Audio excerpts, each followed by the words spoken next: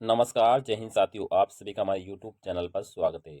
साथियों, रीट अध्यापक पात्रता परीक्षा जो 2024 है उसकी आंसर की यहाँ पर 25 मार्च को जारी की गई थी। यहाँ पर आंसर की जारी होने के बाद 31 मार्च तक अभ्यर्थियों से प्रश्नों पर आपत्तियां मांगी गई थी। यहाँ पर सभी अभ्यर्थियों ने अलग अलग प्रश्नों पे आपत्तियां दर्ज कराई है। भले वो L1 का विद्यार्थी हो या L2 का विद्यार्थी हो, अलग अलग आपत्तियां यहाँ पर दर्ज कराई है। साथियों, कई सारे विद्यार्थी ऐसे हैं जो अपनी पात्रता क्लियर नहीं कर रहे हैं, तो उन्होंने जो पर्सन डाउट लगा उस पर क्या कर आपत्ति लगाई गई है। यहाँ पर जो आपत्तियां है, इस बार बोर्ड को लगभग 1800 के आसपास आपत्तियां प्राप्त की गई है।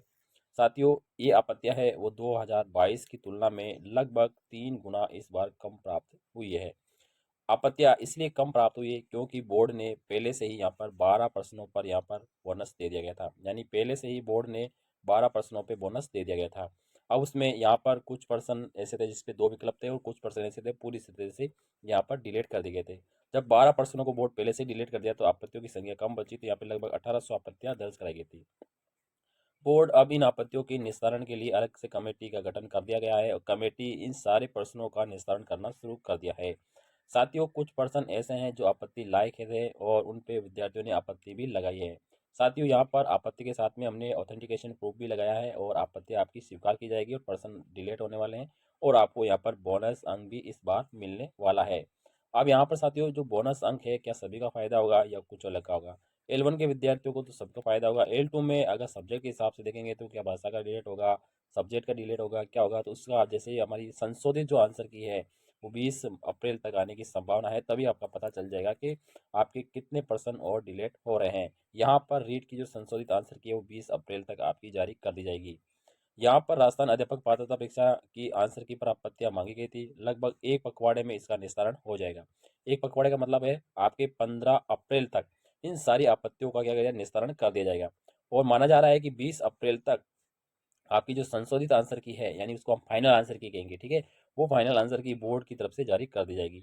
और बोर्ड प्रशासन मई के प्रथम सप्ताह में इस रीट का जो परिणाम है ना, वो निकालने का प्रयास कर रहा है। यानी जब 20 अप्रैल को फाइनल आंसर की आ जाएगी, उसके 10 दिन बाद में ही यहाँ पर, यानी मई जैसे शुरू होगा तो मई के पहले जो सप्ताह है, ठीक है, उसमें ही यहाँ पर रीट का परिणाम जारी कर दिया जाएगा। साथियों, बोर्ड ने आंसर की जारी करने के बाद में प्राप्त आपत्तियों पर अध्ययन शुरू कर दिया गया है। बोर्ड ने केवल पात्रता परीक्षा ली है, इसमें उत्तीर्ण अभ्यर्थी मुख्य परीक्षा में शामिल होंगे। साथ ही मुख्य जो रीट परीक्षा का आयोजन है वो राजस्थान कर्मचारी चयन बोर्ड करेगा, जो कि उन्होंने भी तारीख घोषित कर दी है। यानी 17 जनवरी 2026 में, अगले साल 2026 में 17 जनवरी को कर्मचारी चयन बोर्ड मुख्य परीक्षा का आयोजन करेगा। इसकी डेट क्लियर हो चुकी है। यहाँ पर बात करते हैं कि बोर्ड की ओर से 27 और 28 फरवरी को रीट की परीक्षा ली गई थी। इसमें केवल लेवल 1 और लेवल 2 दोनों में लगभग 14 लाख अभ्यर्थी बैठे थे और परीक्षा के लिए प्रदेश भर में यहाँ पे 5000 परीक्षा केंद्र भी इस बार बनाए गए थे। अब साथियों, जो विद्यार्थी है, अगर आप जनरल कैटेगरी से अगर बिलोंग कर रहे हैं तो आपके 90 नंबर जरूरी है। जब फाइनल आंसर की आएगी तो आपके 90 अंक पूरा होना जरूरी है, क्योंकि बाद में फाइनल रिजल्ट आएगा तो आपके 90 आना जरूरी है। इसके अलावा अगर आप ओबीसी कैटेगरी के हैं, अगर आप एससी कैटेगरी के हैं, अगर आप एसटी कैटेगरी के हैं या आप ईडब्ल्यूएस कैटेगरी के हैं, तो साथियों आपको 82 अंक है इस फाइनल आंसर की में प्राप्त करना जरूरी है, जो कि 20 अप्रैल को आने वाली है। यानी 20 अप्रैल को जो आंसर की आएगी उसके हिसाब से आपके 82 अंक होना जरूरी है। वैसे साथियों, यहाँ पर देखो, सभी कह रहे हैं कि 82 ही चाहिए, लेकिन इस 82 में एक सस्पेंस है, ठीक है। कैसा सस्पेंस है देखिए साथियों, यहाँ पर क्या है, 2022 में भी 82 वालों को पात्र माना गया था, ठीक है। लेकिन जब बोर्ड कर्मचारी चयन बोर्ड जो मुख्य परीक्षा के लिए जो विज्ञापन जारी करेगा, उसमें यहाँ पर 55% के बारे में ये क्या कहता है, पॉइंट देता है कि 55% होना जरूरी है।